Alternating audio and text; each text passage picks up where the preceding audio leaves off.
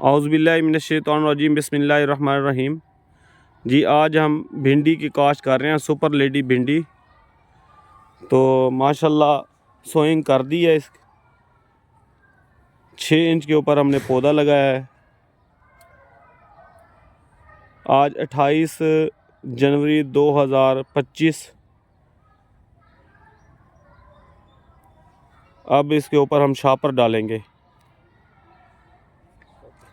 तो इंशाल्लाह जो है ये शापर कवर सिर्फ कर रहे हैं ताकि उगाव होने के बाद जो है ना ये हटा देंगे शापर।